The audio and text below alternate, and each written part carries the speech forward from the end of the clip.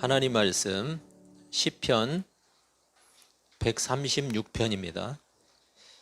한 절씩 교독하겠습니다. 제가 1절을 읽겠습니다. 여호와께 감사하라. 그는 선하시며 그 인자하심이 영원하미로다.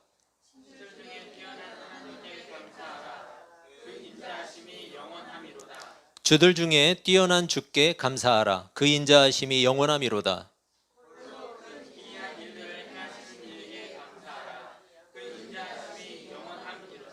지혜로 하늘을 지으신 이에게 감사하라. 그 인자하심이 영원하미로다.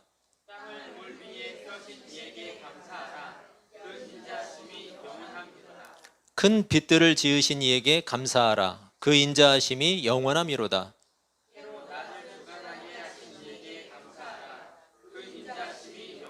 같이 읽습니다. 달과 별들로 밤을 주관하게 하신 이에게 감사하라. 그 인자하심이 영원하미로다. 아멘. 추수감사주일로 오늘 예배를 드리는데 설교의 제목을 쾌지나 칭칭나네 이렇게 정해봤어요. 여러분이 웃는 거 보니까 잘 아시는 노래죠? 예. 이게 본래 경상도 지방의 노동요, 그러니까 일하면서 불렀던 그런 노래로 알려져 있는데 한 사람이 노랫말을 매기죠. 매기면 나머지 여러 사람이 뒷부분을 받아주는 그런 노래인데 저도 어릴 때 많이 들었던 기억이 나요. 오늘 본문 시편 136편인데 제가 총신대학원에 재학하고 있을 때 우리 교수님이 계셨는데 구약을 가르치던 김정우 교수님이라는 분이 계셨어요. 근데 그분이 시편 주석, 아주 훌륭한 시편 주석을 썼는데 그 시편 주석에 오늘 이 시편 136편의 제목이 쾌지나 칭칭나네 이렇게 정해져 있어요. 그래서 제가 따라 해봤어요. 그 제목을 제가 가져왔어요. 왜냐하면 오늘 시편 136편 각 절마다 반복적으로 고백되는 내용이 있죠. 후렴구가 있는데 그게 뭐예요? 그의 인자하심이 영원하다. 그의 인자하심이 영원하다가 계속해서 반복돼요. 그러니까 이 후렴구가 마치 교수님에게는 쾌지나 칭칭나네 이렇게 들렸던 것 같아요. 실제로 여러분 이런 찬양 시편들은 6월절에 아니면 중요한 절기 때 사용되기도 했어요. 레위인들이 앞부분을 낭송을 하면 나머지 회중이나 아니면 성가대원이 뒷부분을 후렴구를 재창하는 거예요. 이해가 되시죠? 앞에서 매기면 뒤에서 받아주는 거예요. 여러분, 그래서 오늘 시편도 사실은 그렇게 읽어야 제맛이 나요. 우리가 다시 읽어봐야 되겠죠? 네, 136편 1절에서 9절까지만 읽을 건데 제가 앞부분을 매기면 여러분이 뒷부분을 받아주세요. 한번 해보겠습니다. 여호와께 감사하라. 그는 선하시며 아직도 이해를 못하고 계신 분이 계신 것 같아요. 네, 뒷부분을 받아주세요. 신들 중에 뛰어난 하나님께 감사하라. 주들 중에 뛰어난 주께 감사하라. 홀로 큰 기이한 일들을 행하시는 이에게 감사하라. 지혜로 하늘을 지으신 이에게 감사하라. 땅을 물 위에 펴신 이에게 감사하라. 큰 빛들을 지으신 이에게 감사하라. 해로 낮을 주관하게 하신 이에게 감사하라. 달과 별들로 밤을 주관하게 하신 이에게 감사하라. 그 인자하심이 영원하미로다. 아멘. 여러분 어때요? 그 은혜가 느껴지세요? 네. 어떤 일이든 일을 하다 보면 힘들고 지치는 순간이 있죠. 무슨 일을 하든지 힘들고 지치는 순간이 있어요.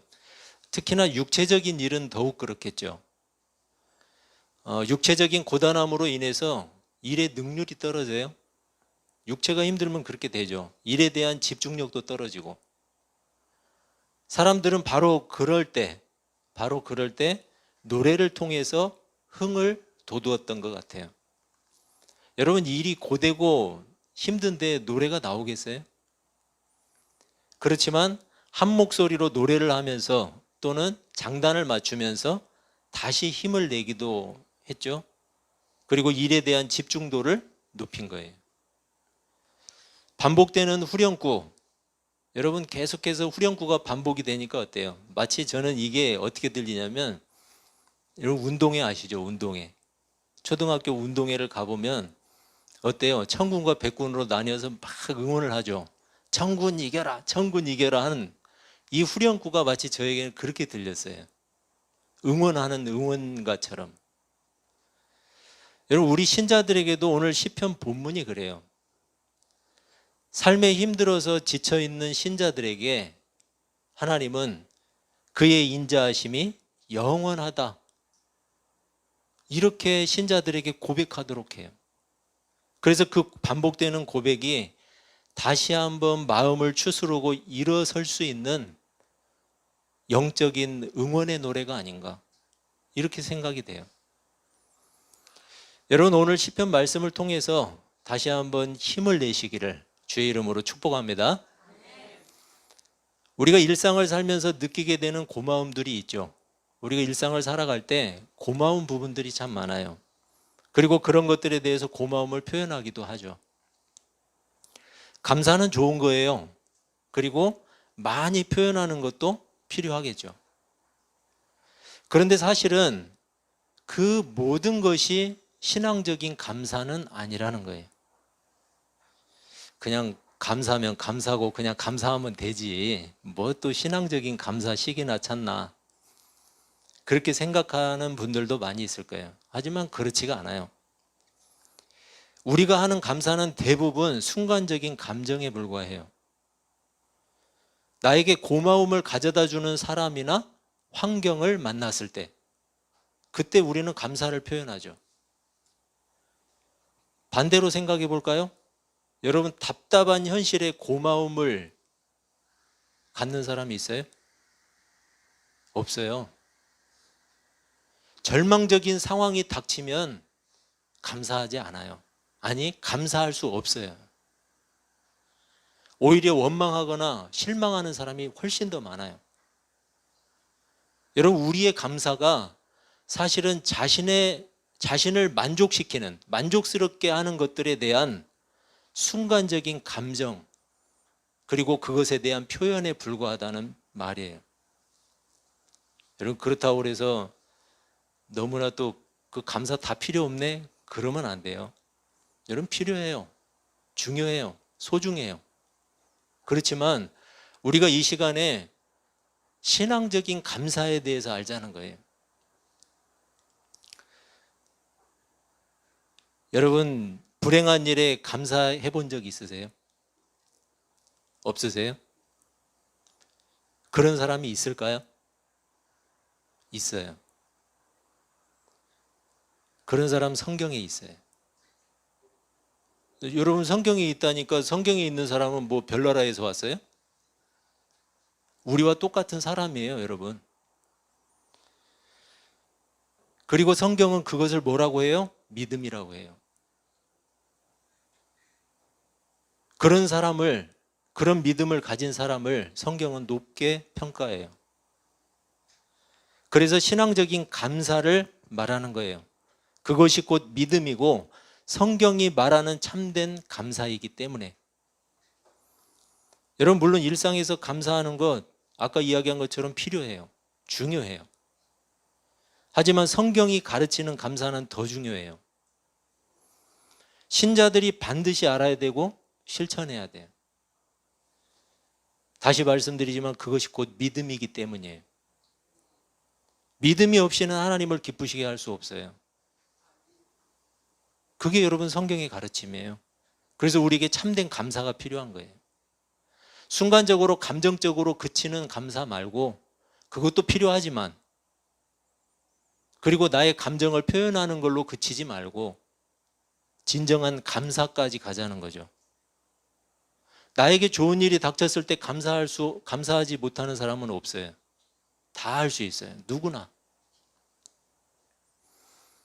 진정한 감사, 참된 감사는 하나님을 인정할 때 가능해요. 하나님을 인정한다는 건 뭐예요? 그분의 주권을 말하는 거예요. 그분의 주권. 하나님의 주권, 세상의 주권이 다 하나님께 있다라는 뜻이에요. 모든 인생들의 주권도 누구에게 있어요? 하나님께 있어요. 구약 성경을 보면 다니엘이라는 사람이 나오죠. 여러분과 제가 너무나 잘 아는 사람, 다니엘.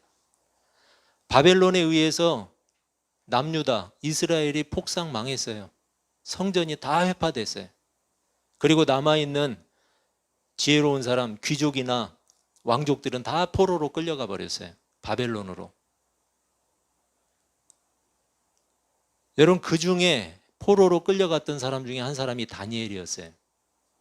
그런데 다니엘은 특별히 발탁이 돼서 바벨론의 왕을 섬기는 신하가 되었어요.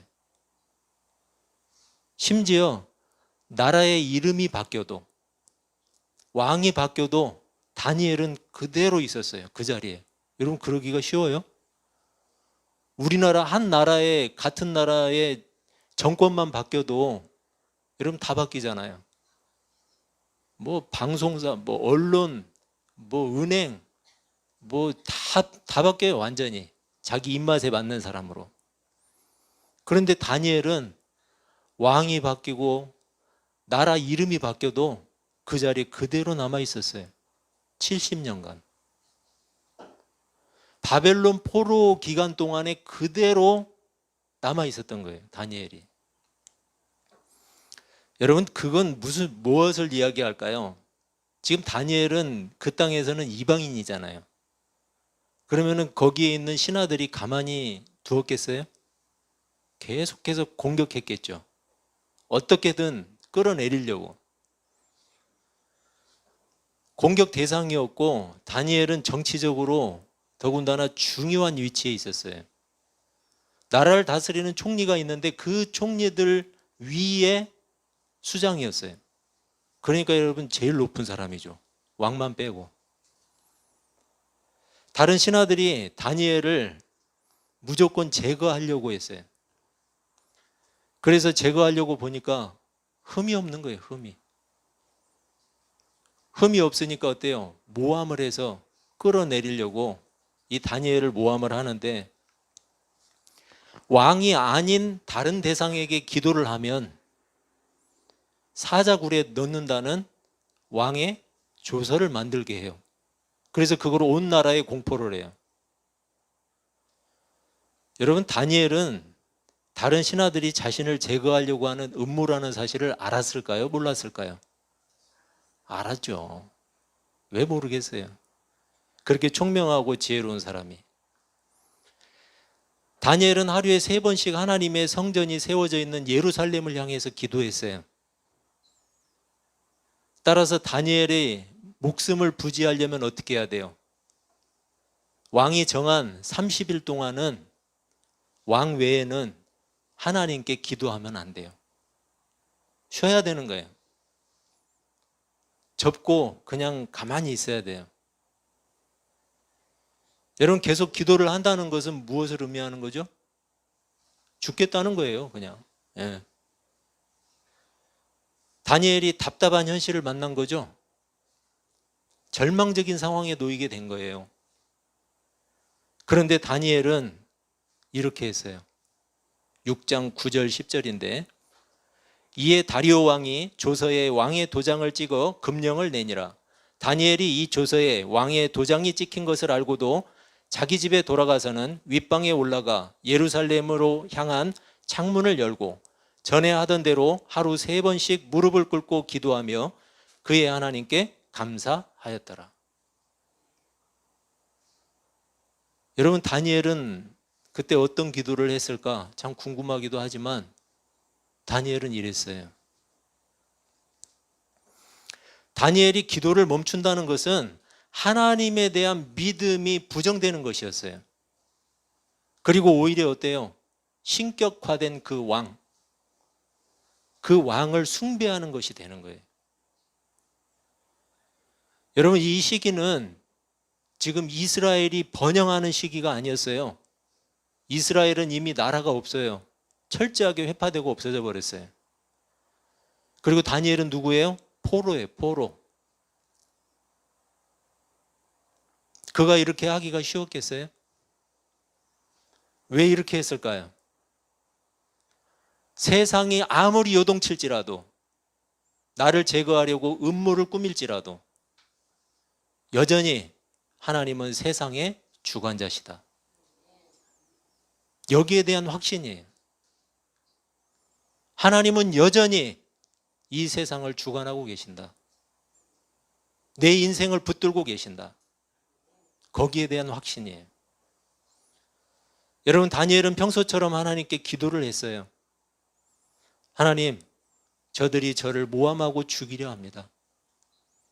무섭고 두렵습니다. 하지만 저는 여전히 하나님의 인자하심을 믿습니다. 세상의 주관자이신 하나님을 믿습니다. 막막한 이 어려운 가운데서 저를 건져주십시오. 하지만 그리 아니하실지라도 저는 하나님이 선하신 분임을 믿습니다. 여러분, 이렇게 기도하지 않았겠어요? 비슷하게. 결국 다니엘은 사자굴에 던져졌어요. 그런데 하나님은 사자굴에 있던 사자들의 입을 막아버렸어요. 여러분, 제가 이야기하니까 거짓말처럼 자꾸 쳐다보시는데, 다니엘 6장 19절에서 22절까지 저만 읽으면 안 믿으시니까 번갈아서 한 번씩 읽겠습니다. 이튿날에 왕이 새벽에 일어나 급히 사자굴로 가서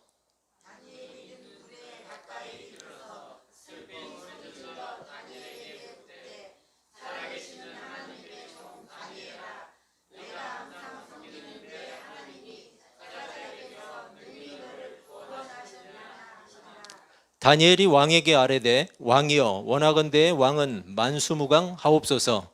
나의 하나님이 이미 그의 천사를 보내어 사자들의 입을 봉하셨으므로 사자들이 나를 상해하지 못하였사오니 이는 나의 무죄함이 그 앞에 명백함이오며, 또 왕이여, 나는 왕에게도 해를 끼치지 아니하였나이다 하니라.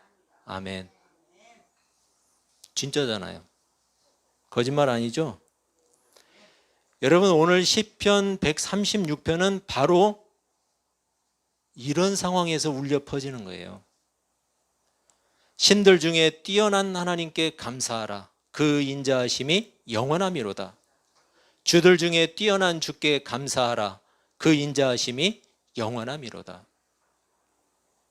여러분, 이럴 때 퍼지는 거예요. 울려 퍼지는 거죠. 여러분, 이런 순간들이 얼마나 영광스러워요. 하나님의 능력이 찬란하게 빛을 내는 순간, 그게 신자들의 삶을 통해서 나타나고 증거되는 순간. 다니엘은 가장 뛰어나신 하나님의 능력을 경험했어요.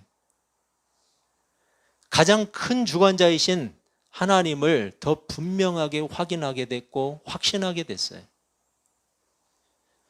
세상의 유일한 주관자이신 하나님을 끝까지 다니엘이 신뢰했기 때문이에요. 여러분, 답답하고 절망적인 현실이었지만 다니엘은 여전히 하나님을 신뢰하고 있었어요. 그래서 평소와 같이 그의 하나님께 감사의 기도를 드릴 수 있었어요. 다니엘 역시 자신에게 닥친 현실이 여러분 왜 두렵지 않았겠어요? 두렵죠, 여러분. 아니, 무서움이 찾아오는데 어떻게 안 무서울 수가 있어요? 절망적인 현실이 내 눈앞에 있는데 어떻게 절망하지 않을 수 있겠어요? 절망하죠. 낙심이 되죠. 여러분, 그렇지만 떨리고 무섭고 피하고 싶기도 했을 거예요. 얼마나 피하고 싶겠어요, 그 순간을.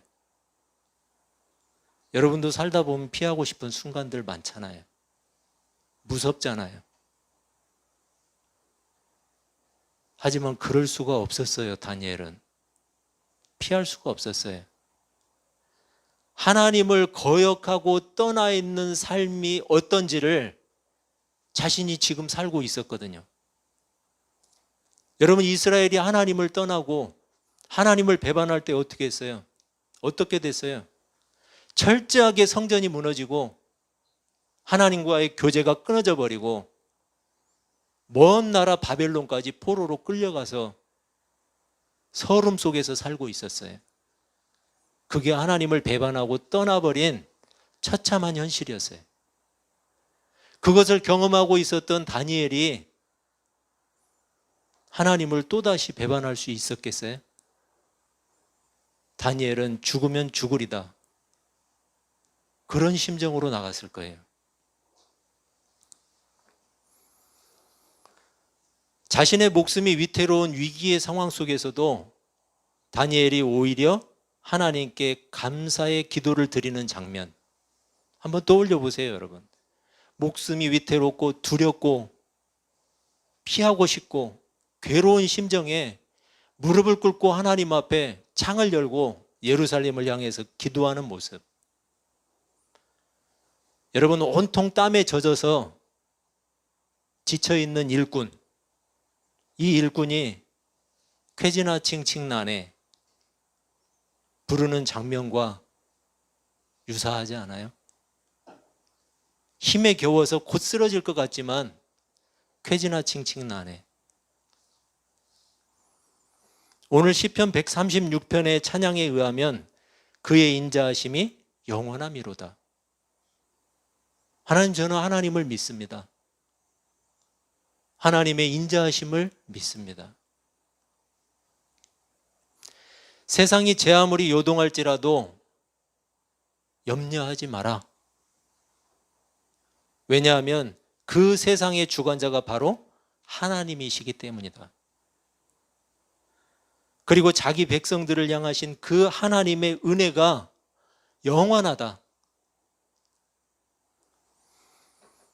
여러분, 위기 속에서 기도할 수 있는 이유는 하나님이 가장 큰 주관자이심을 믿기 때문이에요. 그래서 답답한 현실 속에서도 우리 하나님께 감사드릴 수 있는 거예요. 빌립보서에서는 신자들에게 이렇게 권면하고 있어요. 아무것도 염려하지 말고 다만 모든 일에 기도와 간구로 너희 구할 것을 감사함으로 하나님께 아뢰라. 그리하면 모든 지각에 뛰어난 하나님의 평강이 그리스도 예수 안에서 너희 마음과 생각을 지키시리라.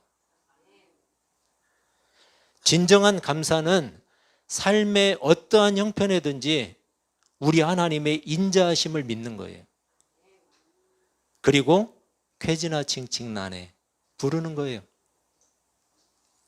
여러분, 진짜로 쾌지나 칭칭난에 부르지 마시고,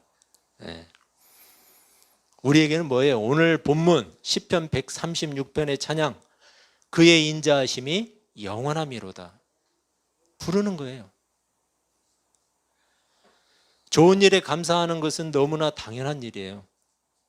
하지만 당연하지 않은 일에 감사할 수 있는 것은 하나님을 향한 신뢰가 아니면 불가능해요. 그래서 신앙적인 감사는 하나님을 향한 신앙, 즉 믿음으로만 가능해요. 한 해를 추수하고 마무리해가는 이 시점에 나는 과연 어떠한가 살펴보시기를 바라요. 그렇게 자신의 신앙을 잘 살펴보는 것이 아마도 이 추수 감사 예배를 통한 은혜가 아닐까 생각이 돼요.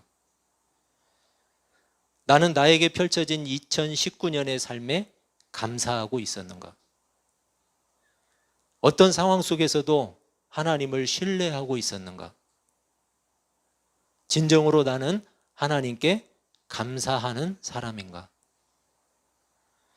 여러분, 하나님께 감사하는 사람들이 되시길 바랍니다. 어떠한 상황 속에서도 가장 큰 주권자이신 하나님을 쾌지나 칭칭난에 노래할 수 있는 사람들, 그런 사람들이 바로 감사의 사람들이에요. 여러분, 혹시 실망스러운 순간을 맞이하게 되더라도 그의 인자하심이 영원함이로다를 노래할 수 있는 참 감사의 사람들이 되시기를 주님의 이름으로 축복합니다. 기도하겠습니다.